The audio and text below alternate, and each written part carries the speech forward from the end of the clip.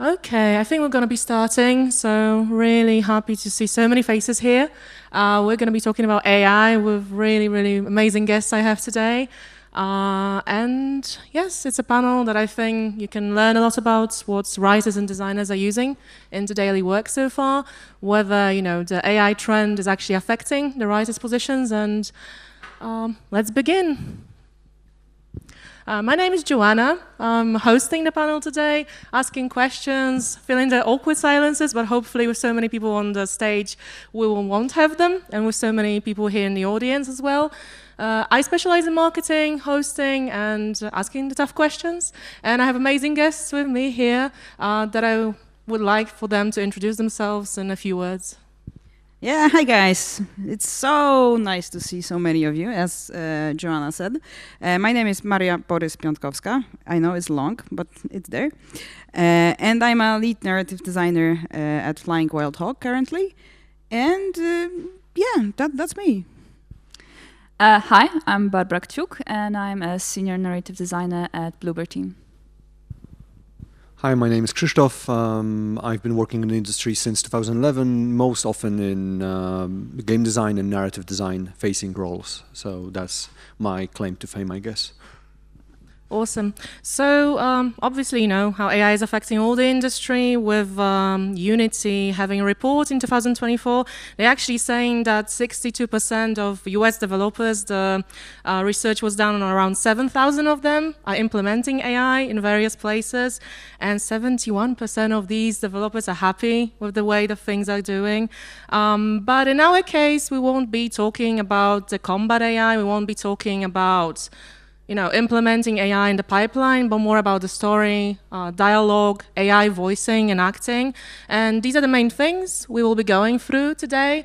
So to kick off, I think the main question is, who out of you all is actually using AI in their daily work? Have you had the privilege or the misfortune to deal with it? How's it going? And does it actually, help with your work? Does it hinder it? Or what's the status so far? I actually use AI a lot because it helps.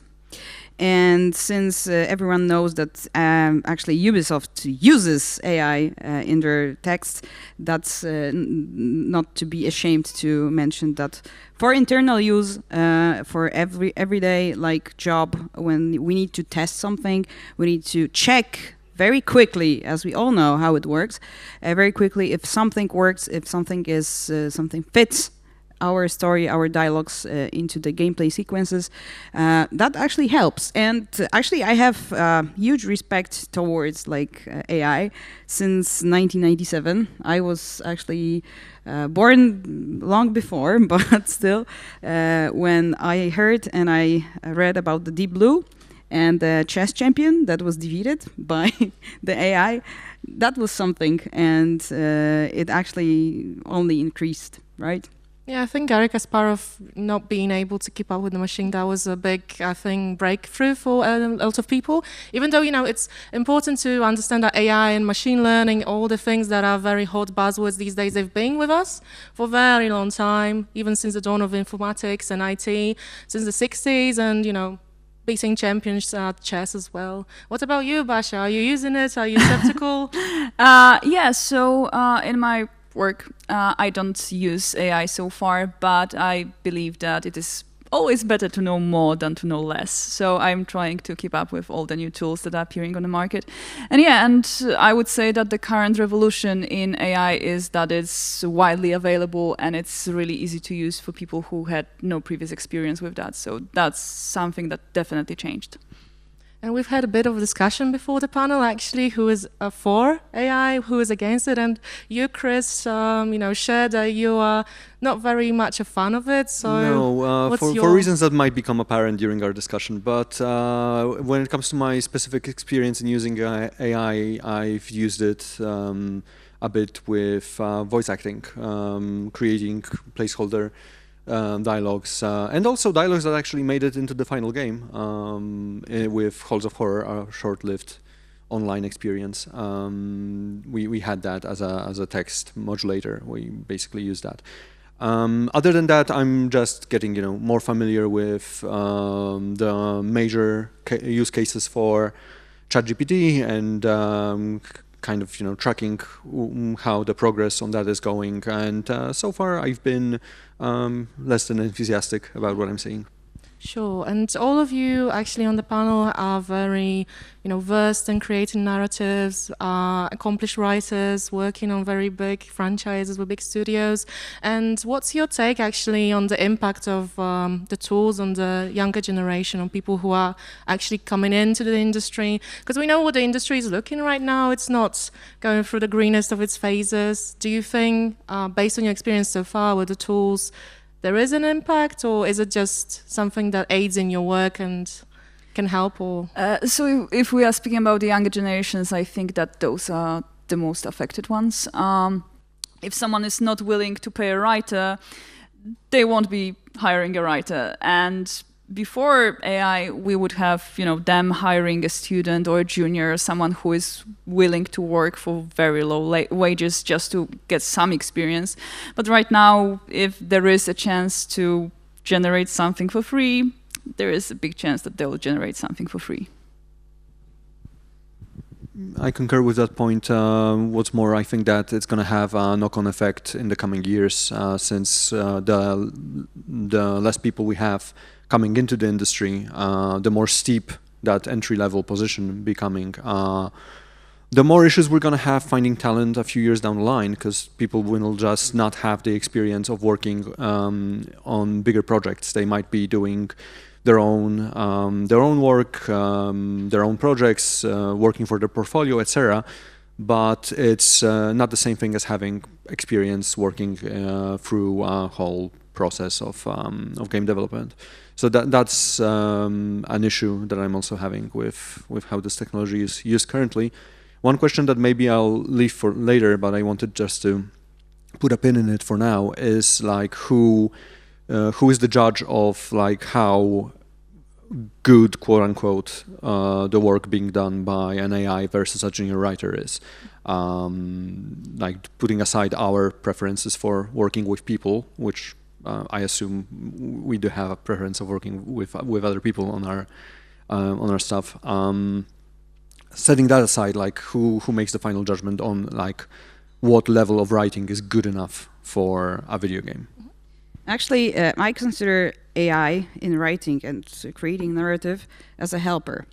And since it's like almost entirely like a free tool that works actually, I would be more aware of like taking care of the education. I know I'm old, but actually, in case of younger generations, younger writers, people that are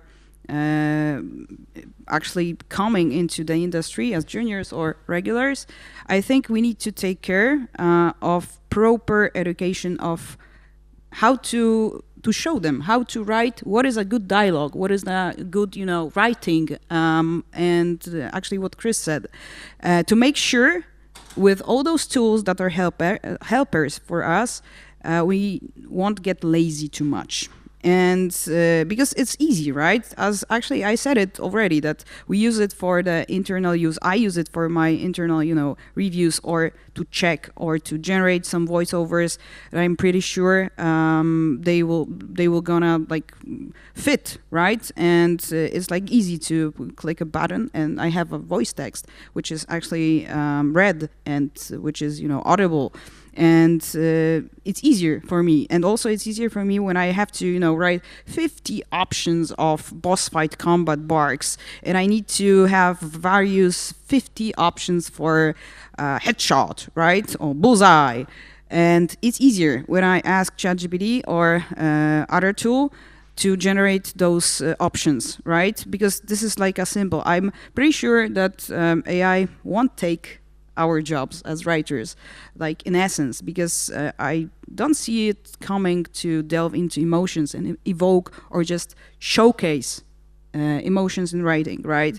But still, when it comes to those, let's say, background voices, background texts, that's really helping. But still, we need to make sure that all those people that are coming to our industry, they know what is a good writing, and they are aware that AI is a helper, because it is. And I think it's not bad to use it, and it's not bad to introduce into companies and also, you know, create or run some workshops how to use the AI and what kind of tools are the best and fit our, you know, requirements, meet our requirements. But yeah, but we need to make sure that this is something that we do not, you know, overuse, let's say. Yeah, as someone who does teach the young generation on university level, I might not be teaching them writing, and that's not what I'm doing, but still I am noticing that a lot of them need to have job practice as a part of their curriculum, and they're just not able to do it. There is like a huge problem with actually being able to find places that will accept them as juniors or as, you know, practicants. Yes, I think that, you know, whenever there are very clickbaity article titles, for example, with a mod to Skyrim, which was based on natural language processing, I think everybody was thinking that we're going to be able to interact with every single villager, that this is the future, that somebody will have a very intricate you know, backstory or lore dropping for us, and it would be more in place. But still, you need writers, I think, especially senior ones, to kind of make do with what the ChatGPT will be able to process. But as Chris said before, I think it is about training, you know, the source material as well. And I'm curious, with the tools you've had, are you having any recommendations beyond ChatGPT or anything that actually, you know, was like, oh, wow, it's not just a phase, it's not just a, you know, a gimmick to you? Or are you just, you know, because a lot of people, when they hear at first, especially marketing, that AI will replace us, copywriting will be down the drain, that we won't be, you know, doing the things we do, but we're still using Excel, we're still using, you know, Canva, we're still using stuff every day. It's not changing the workplace as soon as, you know, it drops as a product. But it replaces more junior, more time-consuming things. Instead of taking half an hour, it takes 5 minutes to come up with ideas. So what does it look like for you, actually, with the tools you've been using so far? I don't think I saw a tool that would really impress me. I more see new uses, new possibilities with the tools that we already have. Like, for example, if I don't want to read something, ChatGPT is great and making shorter versions, so that's very useful. Yeah, actually, ChatGPT is something that I actually discovered not so long ago. And it's I think it's enough for me, because when I ask, you know, for research things, for, you know, lore and everything else about some you know, narrative elements that I need to delve into, and I just ask question and he tells me all that stuff that I need. Of course, it's me, so I will double check it, and sometimes it also takes time, but I have some frames. Yeah, I have some basics that I can elaborate on, or just, you know, get rid of something that is not that I don't like. But I was pretty actually surprised, like positively, when I discovered those text-to-speech tools. But don't remember like the exact name, right? There are like plenty of them. But as a kid, I was used to Ivona. We all know how it sounds. And yeah, and after you know, many years, I discovered that there are tools that actually are pretty good, and they like serve with different voices, different genders, right? So female, male voices, kids' voices. Oh, Jesus Christ! And that's scary sometimes, but still, like it's like a huge, you know, choice there, and they actually are pretty good. I'm not 100% sure that they will, you know, fit the exact final version of the game. I don't count on it.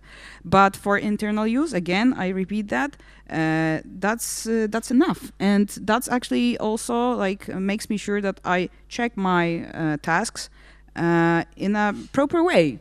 And that won't be something when I, you know, use it on the review. And that won't be something I will be ashamed of because Ivona.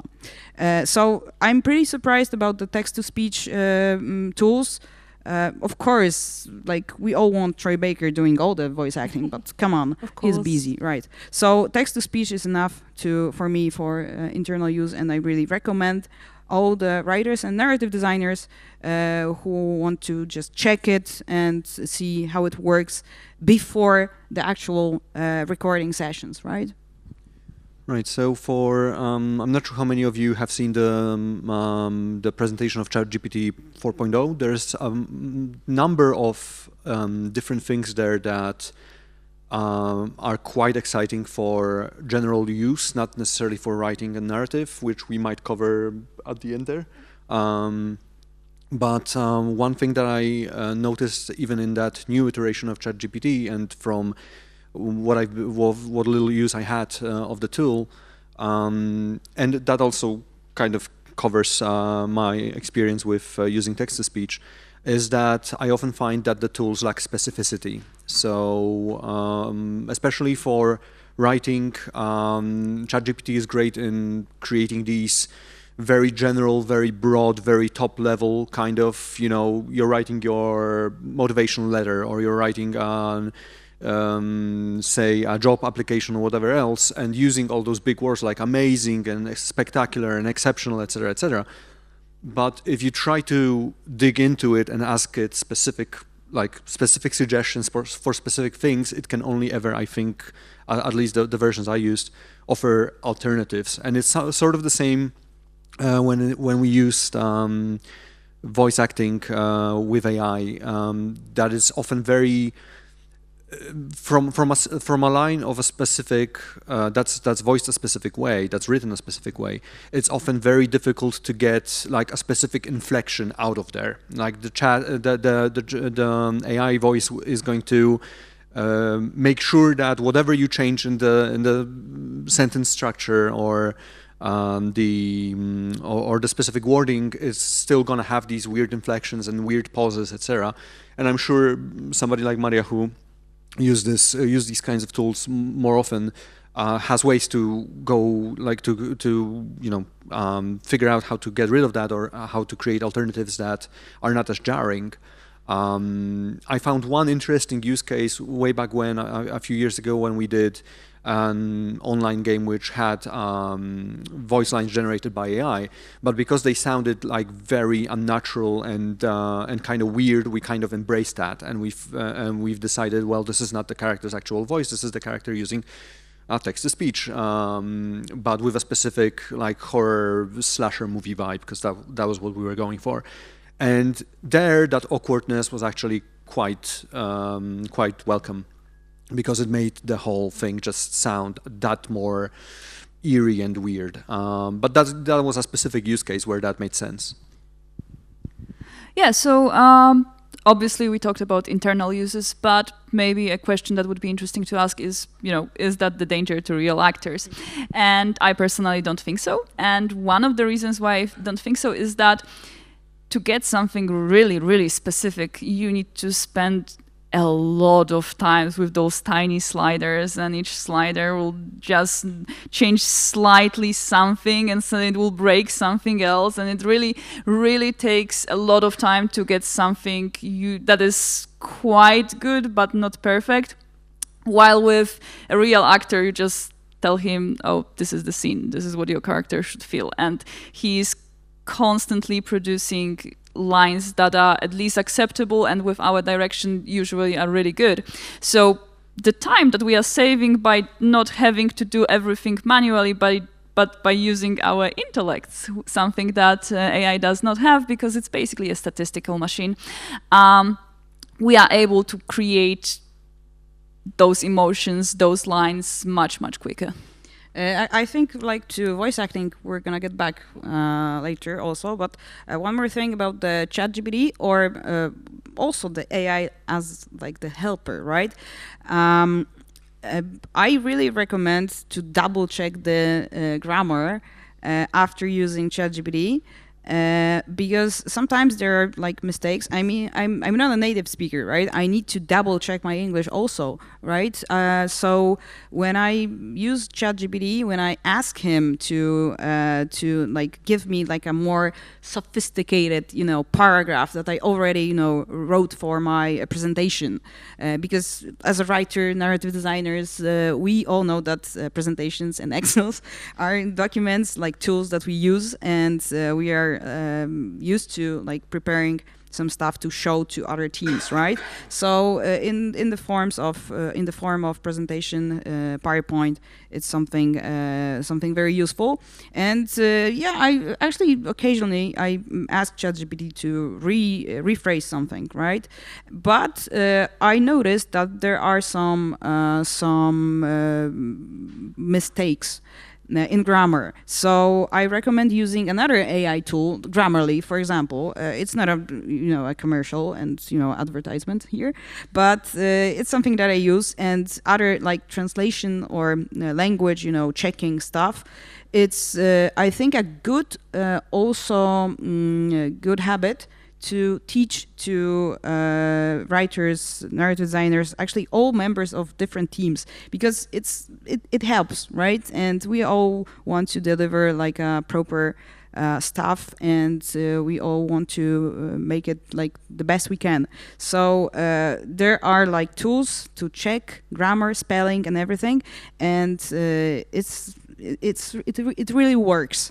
So after using ChatGPT, double check it, and when you are, preparing presentation or even writing dialogues, right? Like one-liners, we can like make mistakes, of course. So Grammarly or other tool, and it's a good way to check it if it sounds and if it like meet the requirements, language requirements. And I also recommend to teach younger generation to use it, because it's useful. A pretty good tool to double check is also Hemingway, which focuses on mostly simplicity and understandableness of the written language, but it can be helpful.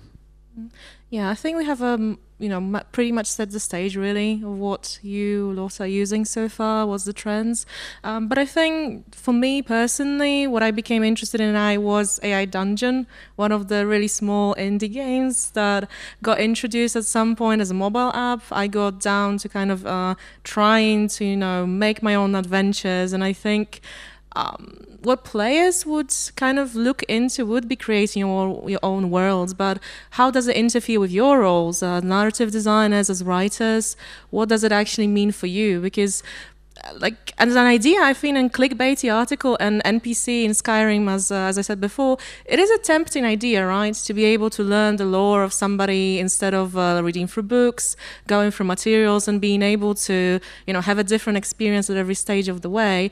But what does it mean for your work? What does it mean for you being part of an established team and, being part of what the lore is about, making the game, shaping the game? Is it something that you worry about with the new tools, or is it something that no way, because the processes are set the way they are, and there's nothing that can be impacted with it? I mean, AI Dungeon specifically is more of a RPG thing, so I think both Mary and Chris will be a better person to answer this particular question. So there's two things that you asked about, Joanna. One was the AI Dungeon as an idea of like an interactive adventure that a player can inform with their choices. I've used that tool, and I've used ChatGPT for some role-playing. I've seen a few articles on that, and I was quite curious how the system works. And honestly, it's kind of a lousy GM. But in terms of like, it doesn't do some of the things that should be expected of like an interactive game master. It overwrites my choices. It tells me I can't do stuff. Yes. It takes over narration when I want to have agency, etc. But it would perhaps make sense if you could refine it somehow to be more focused. And I think that's what AI Dungeon kind of tried to do by letting you choose your starting things like the genre in which you want to tell the story, and I believe there was something else there, some kind of character. I think you could choose a character type or something like that. So that's why I'm a bit skeptical of whether that's gonna take out the writing aspect from RPGs. But then again, I don't really think that it's necessarily even something that we would want as narrative designers. And to answer your the second thing, how that impacts our work. If we think about an NPC that's AI driven, that you can talk to about anything, then what you have to take into consideration is that it almost never can be anything, right? Because it would have to be some kind of like very experimental use case to have an actual NPC that you can just talk through ChatGPT with added voice acting, etc., which is basically what ChatGPT 4.0 does, right? If you want to talk to a person, you can do that through that version of the software. The issue that I find is that design-wise, if I say have a Skyrim character, right, and I want to be able to talk to him, I want to be able to talk to him about the Jarls of Skyrim and the cities of Skyrim, but if I ask him about, say, the price of milk in Canada, it shouldn't necessarily be able to answer me, but currently, as far as I know, there are no real tools to like hem that in, because there's a specific amount of data that the model has been taught on, and that data is pretty much everything and anything, right? So for an interactive NPC that's AI driven to actually work, you would have to have sort of a closed system. As an aside, this is something an artist friend of mine did with his art. Simeon Genev, a Krakow-based artist here, did art showcase where he and his friend from a university created a closed AI system that was taught on Simeon's works. And he has a distinct style that's very angular, with people looking a specific way, and sort of like scenes from streets, etc. And the AI was able to produce stuff that was like Simeon's based on just his work, with the caveat being that you could see where it basically borrowed pieces of painting, etc. But that gave me the idea that maybe if you had a way to create a base of like grammar, English grammar specifically, because one thing that we often miss in these conversations is that currently the only language where that sort of use case is feasible is English. If you could get a specific list of topics and a basic grammar underlying that, so you wouldn't get random bullshit and you wouldn't get anything that's totally out of your world, outside of your world building, maybe that could work, but I don't think that's being currently taken into consideration. All I'm hearing is, creeps on the internet saying that they're gonna have that hair is gonna happen now, and that's like disconcerting.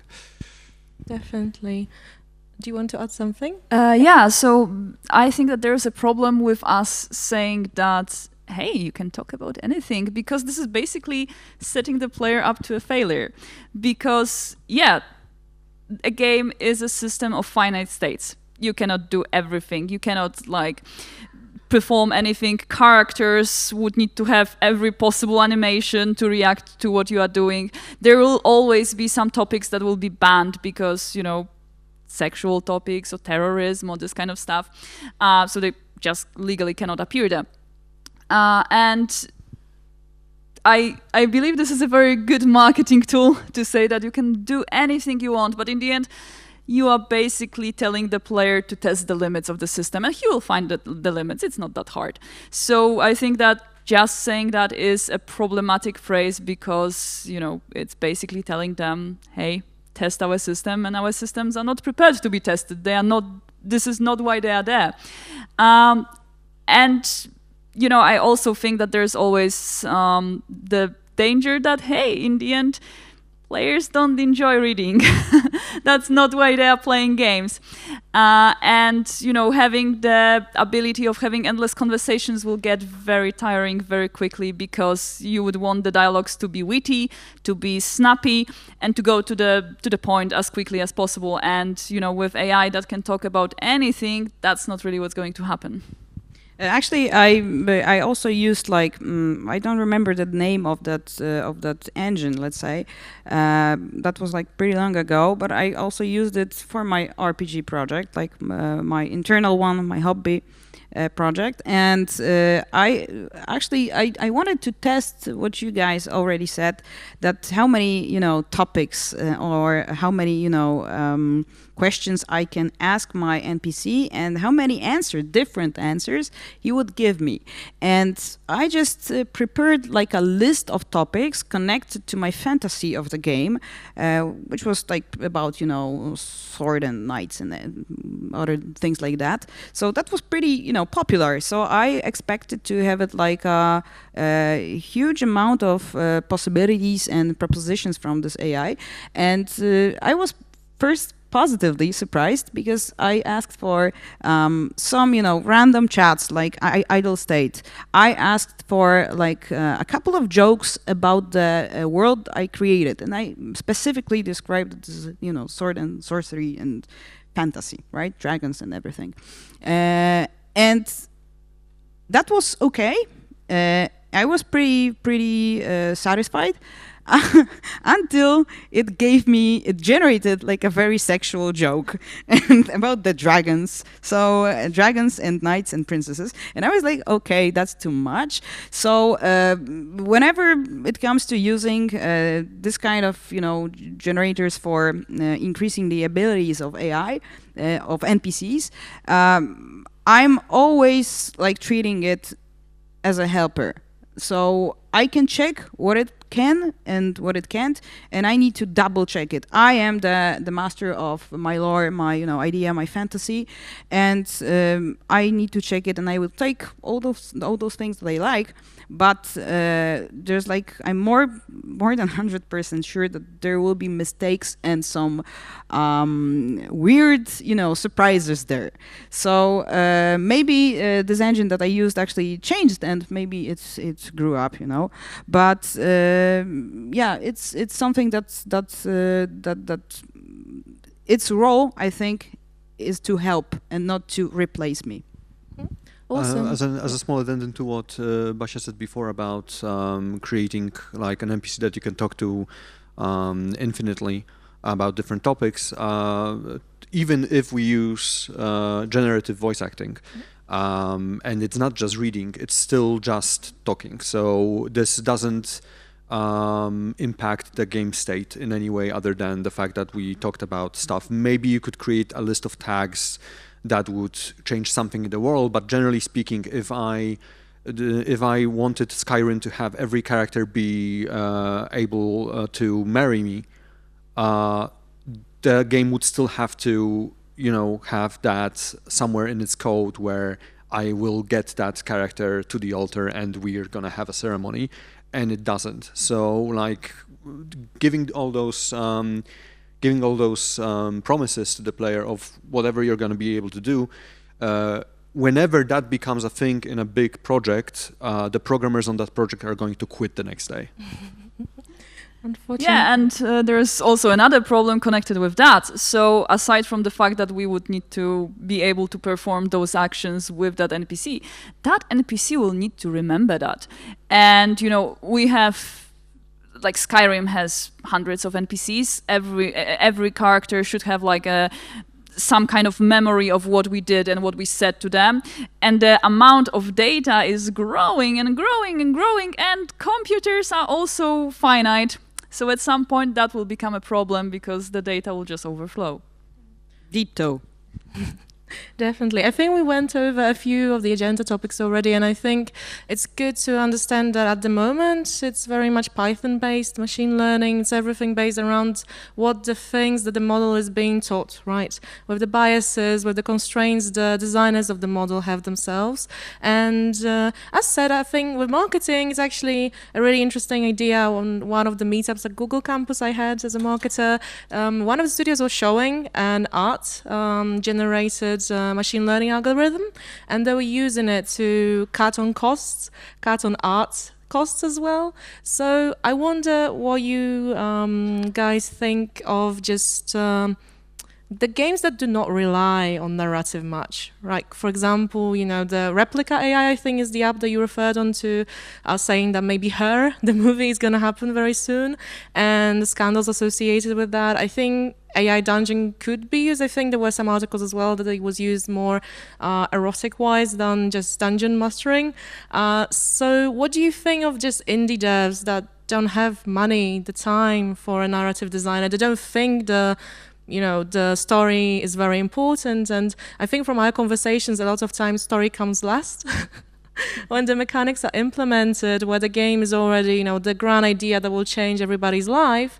And does it make sense then to implement the AI tools? Or is it, not useful? Is it better to hire one of you and, do consultations and other things? Or does it change the game for just small indies, 1 or 2 solo devs? It is always better to hire us. Of course. That's why the shout-out is here. No, but, the question is, all right, so you don't have the money to hire someone, but are you able to do it yourself? And, we are all, as a species, some kind of storytellers.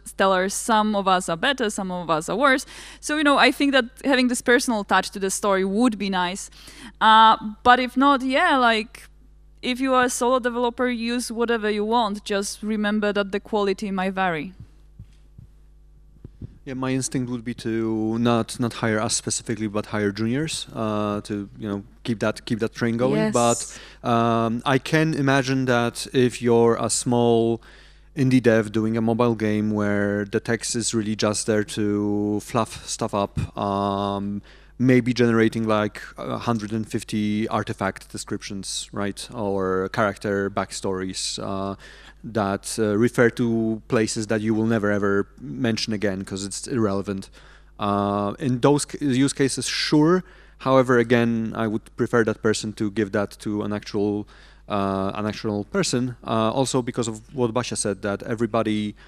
I think the advantage of even getting somebody inexperienced, even somebody who's, prone to make mistakes or does things in a way that's not ideal, it's preferable to giving it over to the AI, because it will at least have some kind of character, even if that character is flawed in some way. It's still better and possibly more memorable than the regular word salad that you can get out of AI at this point. I would say thumbs up, and I'm thinking that actually, in reference to what Chris said already, I would more rely on AI than a person who is totally out of story expertise, doesn't care about it, can't do it, right? Or doesn't understand the narrative, the processes, and everything. I would rely on AI because AI, it bases on something. So it has some data there, and those analyses that are actually hidden behind, I think they would kind of have this basics understanding of what story or what narrative is. And actually, when you're not into hiring people because of reasons, that's a good way to try. With all those text to speech, which is, as I already said, a really good thing, and its values. Of course, it would be a bit flat, and as Basia said, we would be more aware of quality, not the quantity, actually, right? But that's a good way to start. And I think more like in the end, the outcome might be just proper, right? And I'm pretty sure you're gonna learn a lot from the AI that generated all the stuff in your game. But I also think that it's good to have at least one person who is just, the guardian of the fantasy. Because also, as Basha said, the NPCs or, the game world elements need to remember your progress, your progress as the player. So also, it's like a matter of context as well. When you want to have like a lot of NPCs that may, tell with AI voices and generate AI text, that's fine. But as long as you keep the consistency and coherence of your fantasy of the game, that may work. But sometimes, as I said, the AI is like too much, too far-fetched, and they generate things that are out of context. And if you want to keep your game in the context, you need a guardian to at least take a look, double check, and see if the text generated by AI or the story, quest generated by AI fits the context, meets your requirements, and just have this coherence. Awesome. I think, the main interest I had in the panel as well, because to join it and host it was my interest in AI, because everybody in marketing was very hyped by the idea. But at the end of the day, it's the input you put to the systems, the thoughts behind the prompts, even though, prompt engineering is a thing of its own, which I'm very skeptical about, because it's the same as making clear instructions to your junior, to someone who is taking your tasks over you, or even just making your thought process clear to yourself. It's not a new thing, unfortunately. You just need to put the time to that. But piggybacking on the answers you gave now and the question, there was a big influx of books written by AI. Some authors actually said, especially on Amazon, that they are not able to live off writing books, low quality books, just awful romances based on ChatGPT. Do you think that there could be maybe not using the term indie apocalypse because it's been used for many, many, things and for a number of years, but narrative apocalypse in that case of people, as said, not having that guardian, not someone to look over the narrative and say, oh, it doesn't make sense. Like, oh, what's the progression? What's the dialogue? It doesn't make any sense. Do you think there is a danger of that, or is it more a far-fetched idea? For games specifically, I would say no, because there were always games with bad stories. Like that's pretty much expected. A good story is like, wow, like I did not expect that. Not in a game. So I think that that for books, yes, discoverability will be much harder, because basically, unless you got a recommendation, you will have a problem to tell if this book is worth reading or not, at least without reading at least a few pages. But for games, like I said, this is pretty much expected, and well, maybe it will be even better for writers, because hey, games with better stories will get more praise, even more than they used to. So maybe there is some. I think Baldur's Gate 3 is really the best example for that, because the storyline is what it's being praised for, and kind of a resurgence of RPG and the importance of story. So I think there's a lot of hope for young writers then that they won't be replaced. Larian has a stand there, so yes, you can check it out. Yeah. And the talk from the CEO as well, that was in the morning. But I think product placement. Okay. we like good stories, and I think in terms of voice acting, because we're nearing the time for our agenda, and I want to open the floor to questions as well at some point about voice acting, because I think before the panel we talked about it with Mary, you being a big fan of it.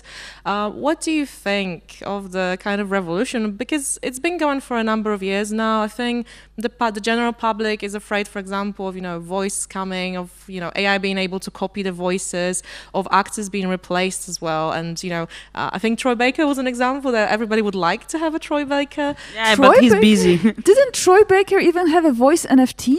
I think There so. was something like this. So he was leading the revolution. Yes, yes. So, do you think that could be a danger to, people? I think that are starting out in the industry, that are hoping for the big break, and they're doing, for example, indie projects to get noticed, to get work, and indie developers actually say, "Oh, we don't have the budget for that. Oh, we don't want to do it with you for the copyright, for the voice, or low royalties." Do you think that could be dangerous, or If someone doesn't want to pay, they won't pay, and that's like the thing here. And it's both writers, actors, graphic designers, everything. That if it's cheaper to have something worse, some people will choose that. Yeah, definitely. I mean, recently I have a conversation while doing some recordings for the game, and the main actor actually, he said to me that, okay, so all right, I won't read that. I'm only doing this part because the rest is like driven by AI, and probably they won't like pay me for making more. Yeah, probably yes, because like the main part, if they the company that were doing this game, they were to pick like stuff to record with a actual actor. Of course, they would do it with the main stuff, even though it's like a bigger part than those backstory background voices, right? And actually. I don't think the AI would replace like entirely the voice actors, the voice talents, because this is all about the chemistry. As Basha said, right? It's the context, it's the feeling, the emotions.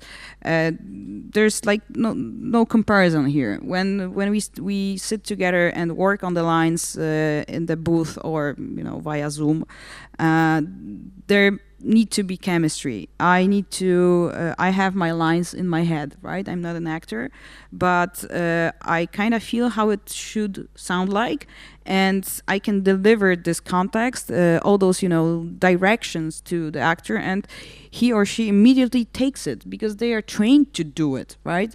So of course it's expensive, but there are so many studios and agencies that work with voice talents that we have a choice, we have options. Of course, we won't be having like Troy Baker in any our project, but still there are very good voice talents all around the world, and here in Poland, many of them also can do the English parts, and they do it pretty well. So I think that's also enough, and I think it's good to, before we start thinking that no, we don't have budget for hiring actors. I suggest to just do the research, because there are agencies that offer maybe less popular actors, but they are really skillful. Yes, and I think gifted. use ChatGPT actually to look for the agencies, do the research. Yeah, for do you, it. Sure. Actually, of, doing the voice acting for you. I think with the research, I'd like to come back to that actually, because I think at the end of the day, it's about human nature, right? Whether the greed works out, whether you want to compensate people for the work, whether you want to make something magical or something to just get money. And I think that should be, the leading thoughts out of the whole panel. One of the things I think that we didn't touch upon much, but I'd like to, before we open the floor to questions, is inspiration, actually. Have you ever used, even image generation or just, imagining the scene as a writer or designer with AI? Because in marketing, I have used it with companies, not part of an official process, but kind of experimenting with tools, especially with Midjourney for key art, for kind of imagining what things we could do with ads. So have you ever used it in that regard, instead of, doing your work, but to get inspiration, kind of not having to do much with resources and, prototyping as well, which was a thing we talked about before the panel? I can't say I used Midjourney specifically, but I did use some images created by Midjourney, but only for personal use for online role-playing. But this is also like the issue that I mentioned before with specificity. I was fishing for specific things, and they didn't have that, so I picked whatever I had on hand, right? For people who are not artistically talented in terms of graphical art, that sort of tool might be useful. But again, touching on what you've already mentioned in terms of the how this is driven by money partially and lowering costs, etc. In a professional environment, I would prefer working with a concept artist, basically, even if it takes longer, etc. Just because at the end of the day, that sort of art will be more intentional. There's going to be things there that I can ask the person, okay, so like I gave you these prompts, why did you decide to do this? And it's not like a conversation that's there for me to, control freak over them, but it's like more of a question, okay, where did you get that idea from? And maybe when they answer me, I'll get a new piece of inspiration, for example. It's kind of hard to get that by just, the best thing I think AI can do at this point is name call stuff. So if I ask them, hey, give me 5 examples of ancient cultures, they're going to list of, Egypt, Mesopotamia, ancient China, whatever else. And that's fine, but I would like to ask it why it picked those. And the only answer there is that because they're the statistically most probable things. Yeah, it was in the model, it's not because appear there. Which also means that I won't get any gonzo or obscure stuff, probably, at least not on the first try. But it is something that I can get from a partner, from a writing partner or an artist partner, because somebody can say, well, this idea actually came from this obscure German artist from the 19th century. Here, I've got some stuff picked for you. And I'm like, oh, okay, this is something I didn't know before. Mm-hmm. Now I'm more interested in maybe following that thread, etc. So. I love using AI-generated pictures for presentations, for example. Like, this is a huge inspiration for me, and I love it, really. Like, the visuals are something that are very good helpers for narrative designers, of course, because environmental storytelling is something very, very important. But because I know we are running out of time, yes. I have one more thing that I use ChatGPT for, and it's a recommendation for let's say exercise for the aspiring writers or writers, narrative designers. I use it when teaching my students. We generate random dialogues on different topics, or generate like quest lines, various topics, whatever you like, and we focus on how to improve it. What is wrong with this dialogue? What is wrong with this line? What is wrong with the structure of the quest that the AI generated? It's like a quick thing, because I don't need to, look for lots of hundreds of examples somewhere in the internet, right? But I can generate it, and I can just do the case study, what to improve, and what is actually this good writing, how to improve the stuff that actually AI, the ChatGPT, generated for us. And this is like a thesis for me, how to teach what is a good writing. We are running out of time, so we'll just say that I agree with both of those. Yes, I think to summarize, yes, and to open the floor to questions, I think it's about using it for efficiency, using it for just... Okay, the clicker doesn't work. Using it for good things and just efficiency in things that make sense, right? And not forgetting about the magic, not why we do games, why we make them, and what makes them magical, and why we decided to work in the industry at large.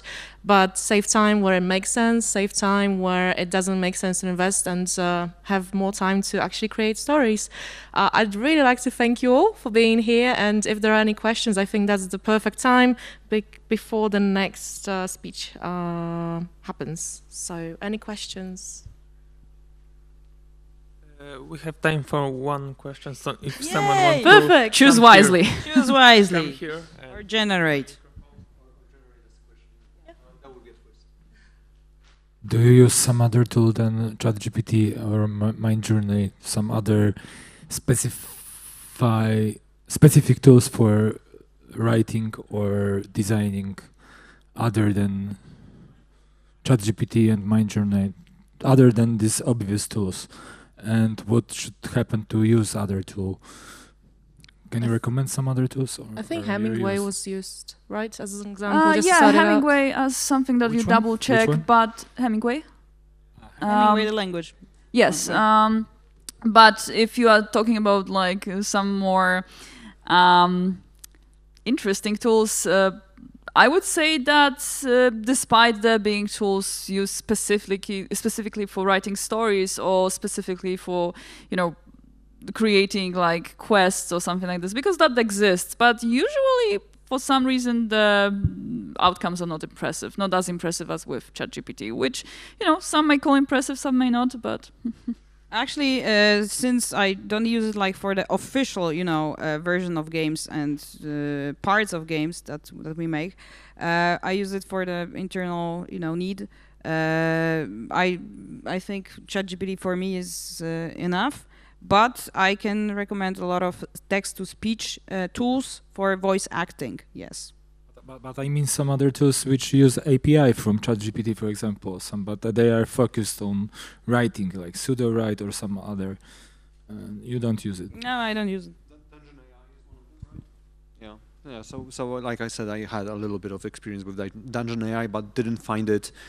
Other than the initial prompts that you give it, I didn't find it's a huge difference over ChatGPT. I could play a barbarian ballerina using ChatGPT, but Dungeon AI didn't have that option. So. Okay, any more questions before we get kicked out, actually? We're going to be Yes. kicked out, I think. Anyone? Okay. Yeah. Okay. Thank you so much, Thank you. everyone. Thank you.